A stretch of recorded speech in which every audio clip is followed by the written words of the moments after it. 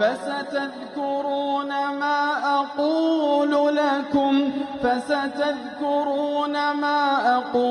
لكم وأفوض.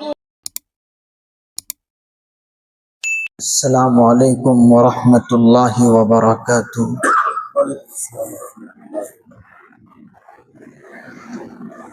بسم اللہ الرحمن الرحیم۔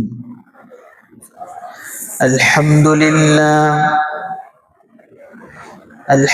للہ نحمده ونستعینه ونستغفره ونؤمن به ونتوکل علیہ ونعوذ بالله من شرور أنفسنا ومن سيئات أعمالنا من يهده الله فلا مضل له ومن يضلله فلا هادي له ونشهد أن لا إله إلا الله وحده لا شريك له ونشهد أن سيدنا وسندنا ونبينا ومولانا محمدا عبده ورسوله صلى الله تعالى عليه وعلى آله وأصحابه وأزواجه وذرياته وبارك وسلم تسليما كثيرا كثيرا. أما بعد فأعوذ بالله من الشيطان الرجيم. بسم الله الرحمن الرحيم. يا أيها الذين آمنوا كتب عليكم الصيام كما كتب على الذين من قبلكم لعلكم تتقون. وقال النبي صلى الله عليه وسلم من صام رمضان إيمانا واحتسابا غفر له ما تقدم من ذنبه ومن قام رمضان إيمانا واحتسابا غفر له ما تقدم من ذنبه أو كما قال النبي صلى الله عليه وسلم. رب اشرح لي صدري ويسر لي أمري واحلل عقدة من لساني يفقهوا قولي. اللهم صل على سيدنا محمد في أول كلامنا. اللهم صل على سيدنا محمد في أوسط كلامنا. اللهم صل على سيدنا محمد في آخر كلامنا. सारे हजरात एक मर्तबा मोहब्बत के साथ, अदब के साथ, एहतराम और अज़मत के साथ दिल की गहराई से दुरूद पाक पढ़ें। अल्लाहुम्मा सल्ली अला मुहम्मदिन नबिय्यिल उम्मी व अला आलिहि व सल्लिम तस्लीमा।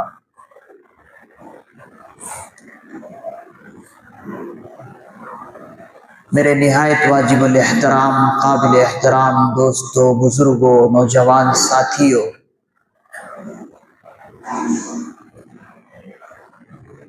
अल्लाह रब्बुल इज्जति वल जलाल का बेहद एहसान और करम हुआ कि अल्लाह रब्बुल इज्जत ने हम सबों को एक बार फिर रमज़ान मुबारक का महीना अता फरमाया और इस रमज़ान मुक़द्दस का आज पहला जुमा है। 2 रमज़ान मुबारक सन 1447 हिजरी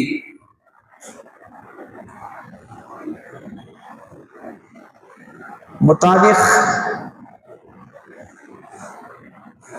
20 फरवरी 2026 ईस्वी का पहला और अहम दिन जुमे का अता फरमाया। अल्लाह ताला से दुआ है कि अल्लाह ताला सबसे पहले जुमे की हाजिरी को कबूल फरमाए और खुसूसन रमज़ान के इस پہلے جمعے کی حاضری کو اللہ قبول فرمائے۔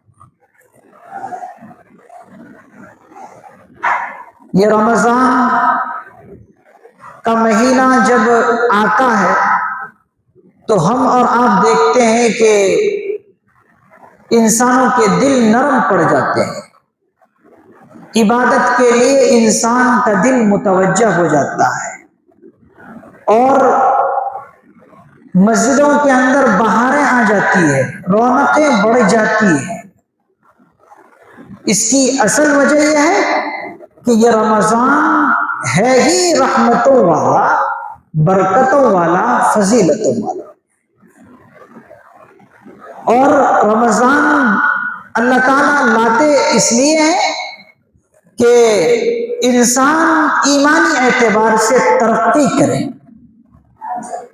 جو سال بھر نمازوں کا اہتمام کیا، تلاوت قرآن کریم کا اہتمام کیا اور دیگر عبادتیں انجام دیتے رہے، ان کا ایمان اور بڑھے، اور جو 11 مہینے مسجدوں سے دور تھے، اللہ سے ان کا قرب دور ہو چکا تھا، اللہ سے وہ دور چلے گئے تھے، اللہ تعالیٰ چاہتے کہ وہ بندے بھی اس ماہ مقدس میں تمام چیزوں کو دوسرے نمبر پر رکھ کر پہلے میرے گھر میں حاضری دینے لگے، اور اس بندے کا رشتہ بھی میرے ساتھ مضبوط ہو جائے جن کا رشتہ میرے سے ٹوٹ چکا تھا۔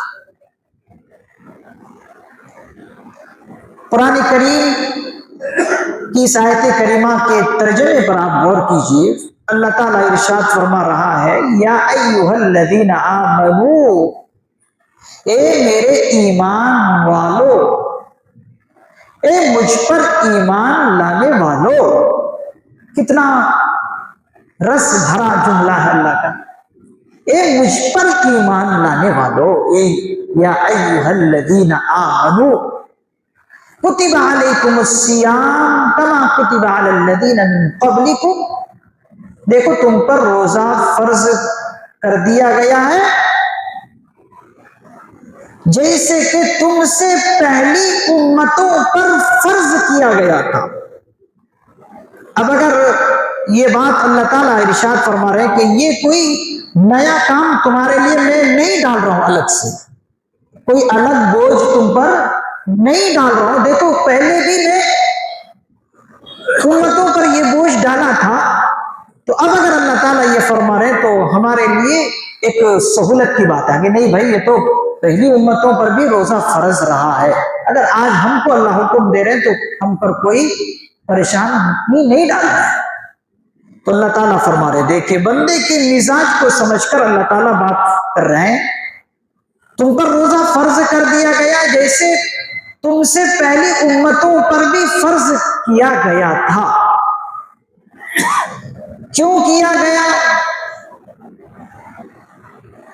وہ اللہ تعالیٰ آگے بتلاتے ہیں کہ فرض اس لیے کیا گیا تاکہ روزے کی بدولت، روزہ رکھنے کی وجہ سے، روزے کی بدولت رفتہ رفتہ لعلکم تتقون، روزہ رکھتے رکھتے، ایک روزہ نہیں، 2 روزہ نہیں، 3 روزہ نہیں، 30 روزے رکھتے رکھتے، رفتہ رفتہ، سلولی رکھتے رکھتے کیا بن جاؤ؟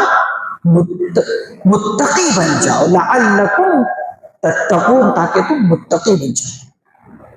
اب ہم اور آپ سنتے ہیں کہ جب انسان ایک روزہ رکھتا ہے تو ایک روزے کی وجہ سے انسان بہت دور جہنم سے ہو جاتا ہے، جیسے کہ روایتوں کے اندر آتا ہے کہ آسمان و زمین کے درمیان جتنا فاصلہ ہے 3 خندقیں، حدیث کے اندر ہے، تو محدث نظام اس کو سمجھانے کے لیے بتایا کہ آسمان و زمین کے درمیان یہ جو فاصلہ اور خلا ہے، اس سے کئی دور انسان جہنم سے دور ہو جاتا ہے ایک روزے کی بدولت۔ اب جب انسان پورا مہینہ روزہ رکھے گا 30 دن کنٹینیو روزہ رکھے گا تو اب جہنم سے کتنا وہ دور ہو جائے گا. تو اسی لیے فرمایا کہ رفتہ رفتہ تم کیا ہو جاؤ, متقی بن جاؤ, پرہیزگار بن جاؤ. اب معلوم یہ ہوا کہ اگر کوئی انسان متقی بننا چاہتا ہے, پرہیزگار بننا چاہتا ہے, اللہ کے قریب ہونا چاہتا ہے, اللہ کے رسول صلی اللہ علیہ وسلم کے قریب ہونا چاہتا ہے, اللہ کی رضا چاہتا ہے, اللہ کی خوشنودی چاہتا ہے, اپنے پیارے حبیب کی سفارش چاہتا ہے, اپنے پیارے حبیب کی شفاعت چاہتا ہے, روزے کا سفارش کسی کو چاہیے, قرآن کریم کا سفارش چاہیے, تو وہ روزہ رکھ لے. تو یہ روزہ رکھنے سے اللہ کے قریب بھی ہوگا, اللہ کے پیارے حبیب علیہ الصلوۃ والسلام کی رضا بھی نصیب ہوگی, شفاعت بھی ملے گی, اور ساتھ ہی ساتھ یہ روزہ اس بندے کے لیے سفارش کا ذریعہ بنے گا, یہ قرآن اس کے لیے سفارش کا ذریعہ بنے گا. میں روزے کا فلسفہ بتاتا ہوں آپ کو کہ روزہ کیوں دیا اللہ نے, روزہ دیا کیوں, اس کا فلسفہ کیا ہے. حضرات علماء کرام فرماتے ہیں, لکھتے ہیں کہ روزے کا فلسفہ یہ ہے کہ انسان کے نفس کو کچلنا, انسان کے نفس کو کچلنا, انسان کی نفسانی خواہشات کو کچلنا, اور یہ روزے کے ذریعے سے پایا جاتا ہے. آپ اور میں اس کا اندازہ بخوبی لگا لیتے ہیں کہ ہم نے پہلا روزہ رکھا, روزے کے بعد آپ نے اپنے اندر یہ فرق ضرور محسوس کیا کہ میرے اندر آج چستی ہے, چالاک کی ہے, چست اور چالاک آپ نے اپنے اندر فرق محسوس کیا ہوگا. میں تو فرق محسوس کیا, میں نے کل کا روزہ رکھا اور دنوں میں بھی رکھتا ہوں, مہینے کے 3 روزے رکھتا ہوں, ایام 20 کے 13ویں 14ویں 15ویں, جو کہ پچھلی امتوں میں یہ روزے فرض تھے. مہینے کے 3 روزے ہر امت میں فرض رہے, جس کو ایام 20 کہتے ہیں. اللہ کے فضل سے جب سے میں نے علمی گھرانے میں قدم رکھا, سوچ بوجھ آئی, میں نے اس وقت سے ایام 20 کے روزے رکھنے شروع کر دیے. اللہ کے فضل سے 13 14 15 سال ہو گئے جب سے میں یہ ایام 20 کے روزے رکھ رہا ہوں, یعنی مہینے کے 3 روزے رکھتا ہوں جو پچھلی امتوں پر فرض تھے. علماء کرام لکھتے ہیں کہ یہ جو 3 روزے ہیں ایام 20 کے, یہ حضرت آدم علیہ السلام سے ہی شروع ہو گئے تھے. حضرت آدم علیہ السلام سے شروع ہوئے, اور حضور علیہ السلام پر یہ رمضان کے روزے فرض ہونے سے پہلے وہ روزے فرض تھے. جیسے یہ روزے رمضان کے فرض ہوئے, اس کی فرضیت منسوخ ہو گئی, ایام 20 کے روزے کی فرضیت منسوخ ہو گئی, اور اسی طریقے سے ماہ محرم کے 10ویں تاریخ کا روزہ بھی فرض تھا, وہ بھی منسوخ ہوا اس رمضان کے روزے کی فرضیت کے بعد.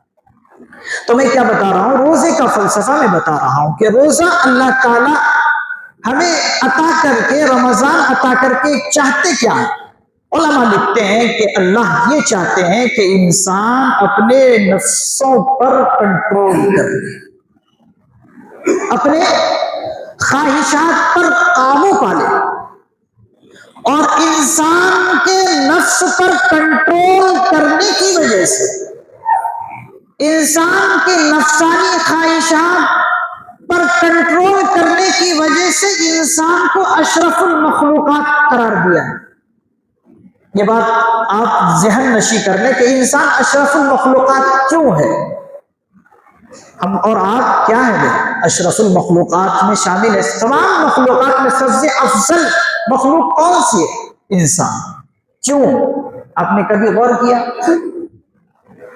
افضل مخلوق انسان اس لیے ہے اور تب ہے جب وہ اپنے نفس پر کنٹرول کرے, نفس پر قابو پالے. اللہ کا حکم جب آئے, اللہ کے حکم کو اپنے نفس, اپنے جسم پر, اپنے نفس پر نافذ کر لے, تو وہ اشرف المخلوقات ہے. اگر نفس پر نہیں نافذ کیا، نہیں جاری کیا، نفس پر کنٹرول نہیں کیا اور وہ اللہ کے حکم کو توڑتا رہا تو پھر تو وہ جانور سے بدتر ہے، وہ جانور سے بھی بدتر ہے۔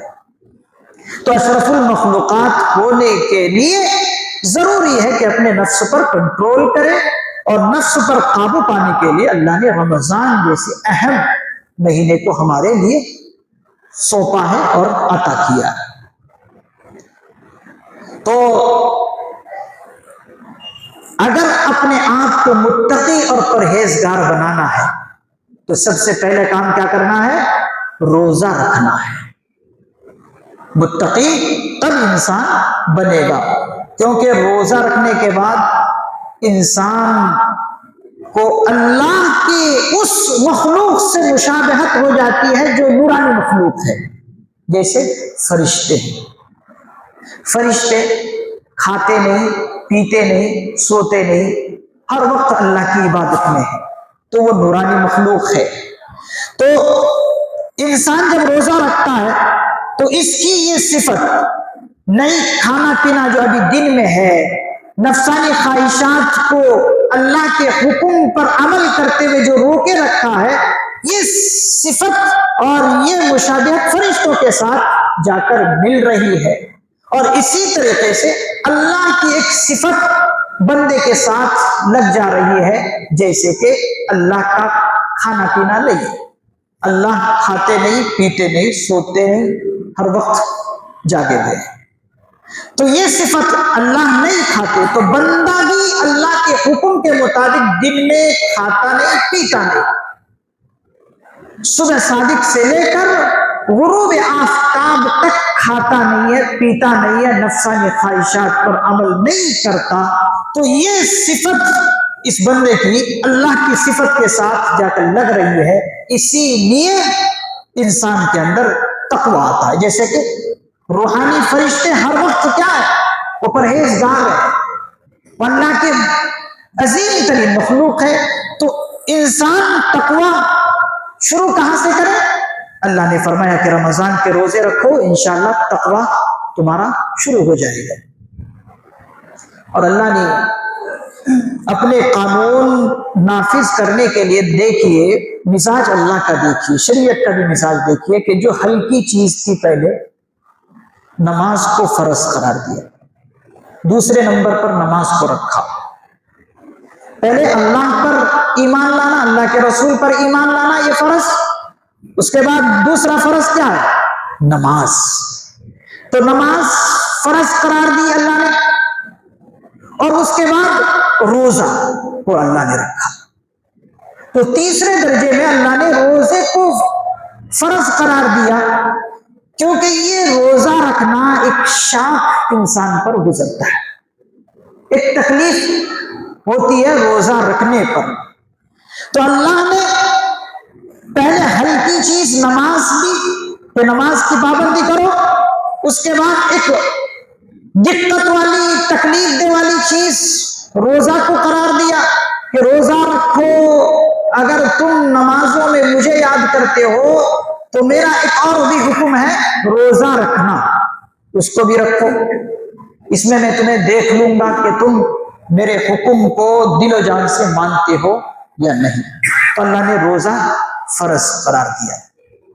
تو یہ بہت سارے فلسفے حضرات علماء اکرام نے بیان کیے ہیں اور لکھے ہیں۔ اور ایک اور چیز جو رمضان کے روزے اللہ نے فرض کیے ہیں، سبب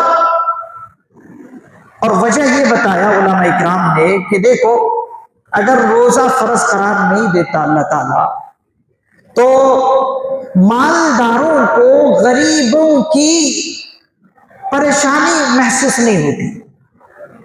پریشانی انسان اسی وقت کسی کی پریشانی کو سمجھتا ہے جب وہ خود کسی دکھ اور پریشانی کو جھیلا ہو۔ کبھی کسی کی پریشانی اگر محسوس کرنا ہے تو کب کر سکتا ہے؟ جب وہ خود اس پریشانی سے کبھی گزرا ہو، کبھی اس پریشانی کو خود فیس کیا ہو، ہینڈل کیا ہو، تب وہ کسی کی پریشانی کو محسوس کر سکتا ہے۔ اب مالدار آدمی کو اللہ نے کہا کہ تم بھی روزے رکھو، عام آدمی کو بھی کہا کہ روزے رکھو، ہر ایک کے لیے روزہ فرض قرار دے دیا۔ اب اگر روزہ فرض قرار نہ دیتا تو کبھی کسی مالدار کو غریب کی غریبی کا احساس ہوتا؟ غریب کس پریشانی میں رہتے ہیں، کس بھوک پیاس میں رہتے، کبھی احساس ہوتا؟ احساس ہوتا نہیں، اس لیے کہ مالدار ہمیشہ کھاتا پیتا رہتا ہے، سرمایہ دار ہے، دولت مند، ہر وقت کھاتا رہتا ہے۔ تو جب اس کو کوئی یہ پریشانی گزری نہیں بھوک پیاس کی، تو پھر غریب کی تنگی اسے کیسے محسوس ہوتا؟ اسی لیے اللہ نے روزہ فرض قرار دیا ہر ایک کے لیے، تاکہ مالداروں کو، سرمایہ داروں کو، دولت مندوں کو غریبوں کی غریبی محسوس ہو، اس کی پریشانی اور دکھ مالدار کو محسوس ہو۔ اسی لیے آپ دیکھتے ہیں کہ مالدار، سرمایہ دار رمضان میں دل کھول کر غریبوں کی مدد کرتا ہے، اس کی وجہ یہی ہے۔ تو اللہ کے پیارے حبیب صلی اللہ علیہ وسلم نے فرمایا کہ دیکھو، روزہ رکھنے سے یہ تمہارے اندر تبدیلی آئے گی کہ تم تقویٰ کے درجے تک پہنچو گے، پرہیزگاری کے درجے تک پہنچو گے۔ اور اسی لیے فرمایا من صام رمضان ایمانا و احتسابا، کہ جو شخص، حضرت ابو ہریرہ رضی اللہ عنہ کی روایت ہے کہ جو شخص روزے کو ایمان اور احتساب سمجھ کر اللہ کے لیے روزہ رکھے گا تو اس کے گزشتہ گناہ اللہ تعالیٰ معاف فرما دیں گے۔ ما تقدم من ذنبک، اس کے گزشتہ صغیرہ گناہ معاف ہو جائیں گے۔ یہاں پر سمجھ لینا کہ گناہ کے معاف ہونے کی جو بات اللہ کے پیارے حبیب علیہ السلام کر رہے ہیں، یہ صغیرہ گناہ ہے، چھوٹے گناہ ہے، کبیرہ گناہ کے لیے توبہ ضروری ہے۔ تو من صام رمضان ایمانا و احتسابا غفر له ما تقدم من ذنبه، کہ جو انسان رمضان کے روزے ایمان اور احتساب کے ساتھ، کا مطلب یعنی اللہ پر یقین کرتے ہوئے، اللہ کے وعدوں پر یقین کرتے ہوئے اگر روزہ رکھے گا تو اس کے گزشتہ سب گناہ معاف ہو جائیں گے۔ تو سب گناہ سے بڑا صغیرہ گناہ معاف ہوں گے۔ اس کے بعد اگلی حصے میں حضور علیہ السلام نے تراویح کی فضیلت بتائی، ومن قام رمضان، کہ جو رمضان میں، رمضان کی راتوں میں کھڑا ہو، من قام یقوم کے معنی تھے کھڑے ہونے کے، تو من قام رمضان ایمانا و احتسابا غفر له ما تقدم من ذنبه، کہ جو رمضان کی راتوں میں، یعنی راتوں سے مراد تراویح کی نماز میں ایمان اور احتساب کے ساتھ، یعنی اللہ کے حکموں پر یقین کرتے ہوئے، اللہ کے پیارے حبیب علیہ السلام کے حکموں پر یقین کرتے ہوئے رمضان کی راتوں میں تراویح کے اندر پابندی کی، اس کے گزشتہ سب گناہ معاف ہو جائے۔ تو اس حدیث میں روزے کی فضیلت بھی آ گئی، اس حدیث کے اندر اگلے ٹکڑے میں تراویح جیسی اہم عبادت کی بھی بات آ گئی۔ تو اب ہم اور آپ دیکھیں کہ کیا ہم خصوصاً ان دو چیزوں کا اہتمام کر رہے ہیں، ایک روزے کا اہتمام اور ایک تراویح کا اہتمام۔ اگر روزے کا اہتمام آپ نہیں کر رہے ہیں تو سمجھ لیجئے آپ کا ایمان ادھورا ہے۔ کیوں؟ اس لیے کہ رمضان کے جو روزے ہیں یہ اسلام کی بنیادوں میں سے ایک بنیاد ہے۔ اسلام کی بنیاد 5 چیزوں پر ہے۔ بنی الاسلام علی خمس کہتے ہیں 5 کو، تو بنی الاسلام علی خمس، شہادت ان لا الہ الا اللہ وان محمدا عبدہ ورسولہ واقام الصلاۃ وایتاء الزکاۃ والحج وصوم رمضان۔ تو رمضان کے روزے اسلام کی بنیادوں میں سے ایک بنیاد ہے۔ اب اگر کوئی روزے ہی نہ رکھے تو اب کیا کہیں گے؟ تو بنیاد کمزور ہے۔ اسلام کا بنیاد ان 5 چیزوں پر ہے۔ اگر روزہ نہیں رکھا انسان نے تو اب اس کی بنیاد کمزور ہے، تو معلوم یہ ہو ایمان ادھورا ہے۔ اب ہم چاہتے ہیں کہ ایمان ہمارا ادھورا نہ رہے بلکہ مکمل ہو، تو پھر اس کے لیے چاہیے کہ آپ روزہ رکھیں۔ آج موٹی موٹی بیماریوں کے بہانے سے لوگ روزہ چھوڑ دیتے ہیں، یہ ایک مزاج بن گیا۔ اللہ محفوظ فرمائے، ہم آتے جاتے ہیں راستوں سے، نوجوان ہے سگریٹ پیتا ہوا دکھائی دے رہا، عمر 50 سال ہے 45 سال ہے، بیڑی کی دھوائیں نکال رہا ہے، تو کیا مطلب ہوا؟ آپ نے اس کو ہلکے میں لیا، آپ نے رمضان کے روزے کو سیریس میں نہیں لیا، اور اگر آپ سیریس میں نہ لیں، ہلکے میں لے لیں، تو پھر لیتے رہیے، آپ کا ایمان ادھورا ہے، ایمان آپ کا مکمل نہیں ہے، اس لیے کہ بنیاد ہی کمزور ہے۔ اور ساتھ ہی ساتھ رمضان کے رحمتوں سے محرومی کی بھی بات ہے کہ ہر طرف روزوں کا ایک ماحول بنا ہوا ہے، اور بیڑی سگریٹ پینے والا دھڑنے سے پی رہا ہے تو اس کو اللہ کی رحمتیں نہیں مل رہی ہے۔ اور حضور علیہ السلام نے فرمایا، بخاری شریف کے اندر روایت موجود ہے کہ وہ شخص ناکام اور نامراد ہو گیا جس نے رمضان جیسے مقدس مہینے کو پایا اور اس نے اپنی اللہ سے مغفرت نہ کروائی۔ دیکھیں، وہ شخص ناکام اور نامراد ہو گیا جس نے رمضان جیسے مقدس مہینے کو پایا۔ بہت سارے لوگ چاہتے تھے کہ رمضان مل جائے لیکن ان کو نصیب نہیں ہوئی، مر گئے پہلے، لیکن کوئی شخص پایا اور پانے کے بعد اس کی عزت نہ کی، اس کا احترام نہ کیا اور اپنی مغفرت نہ کرائی، تو وہ ناکام اور نامراد ہے۔ جبرائیل علیہ السلام نے جب یہ جملہ کہا، حضور علیہ السلام نے اپنی زبان مبارک سے فرمایا آمین، یعنی حضرت جبرائیل علیہ السلام کی بد دعا پر حضرت پیغمبر آخر الزمان صلی اللہ علیہ وسلم آمین فرما رہے ہیں۔ اب جب جبرائیل امین فرشتوں کے سردار کی طرف سے بد دعا ہو اور سارے انسانوں میں افضل ترین انسان، سارے پیغمبروں میں سب سے افضل ترین پیغمبر، سارے نبیوں میں سب سے اہم ترین نبی اور سارے رسولوں میں افضل ترین رسول آمین کہے، اس انسان کی بد نصیبی کی کیا حالت ہوگی؟ اللہ ہم سبوں کو محفوظ فرمائے۔ ہم اپنے آپ کی مغفرت اس ماہ مقدس میں ضرور کرا لیں۔ اسی لیے حضور علیہ السلام نے کیا فرمایا؟ یہ مہینہ صبر کا ہے اور صبر کا بدلہ جنت ہے، اور اس مہینے کے اول عشرے کو فرمایا اولہ رحمت وأوسطہ مغفرۃ وآخرہ عتق من النار، کہ اس مقدس مہینے کا اول عشرہ، پہلا عشرہ رحمتوں والا ہے۔ ہم سب خوش نصیب ہیں، ہم اللہ کے اس عنایت پر، اللہ کے اس فضل پر جتنا بھی شکر کریں کم ہے کہ اللہ نے ہمیں رمضان جیسا مقدس مہینہ عطا کیا اور رحمتوں والا عشرے میں ہم اپنی زندگی کی لمحات کو رکھ چکے ہیں۔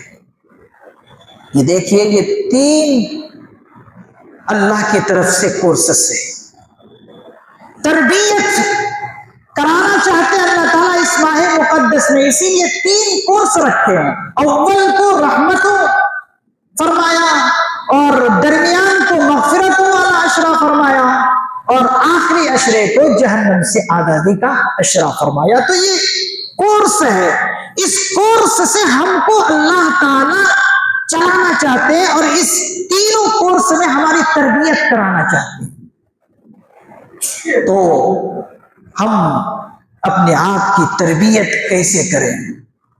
ہم ایمان کے اعتبار سے مضبوط کیسے ہو جائیں اور اللہ کے نزدیک، اللہ کے قریب کیسے ہو جائیں؟ ان 3 کورسوں سے اللہ تعالیٰ ہمیں چلا رہے ہیں۔ اسی لیے سب سے پہلے آپ روزوں کی پابندی کیجئے، اور آپ اور میں یہ دیکھتے بھی ہیں اور دیکھ رہے ہیں کہ جو اعمال ہم اور دیگر مہینوں میں کرنا چاہتے تھے وہ نہیں کر پا رہے ہیں، اس مہینے میں ہم آسانی کے ساتھ کر رہے ہیں، تو معلوم یہ ہوا ہے اللہ تعالی ہم سے کرانا چاہتے ہیں اعمال۔ اسی لیے اللہ نے اپنے دشمن، سب سے بڑے دشمن شیطان کو زنجیروں میں جکڑ دیا ہے، اس کو جیلوں کی سلاخوں میں بند کر کے سمندروں میں پھینک دیے، تاکہ اللہ تعالیٰ چاہتے کہ میرے بندے اس کے جکڑوں میں نہ آ جائے۔ لیکن اللہ محفوظ فرمائے، شیطان تو جکڑا ہوا ہے بیڑیوں میں، لیکن آج بھی کچھ شیطان کے نمائندے ہیں جو اس شیطان کی نمائندگی کر رہا ہے،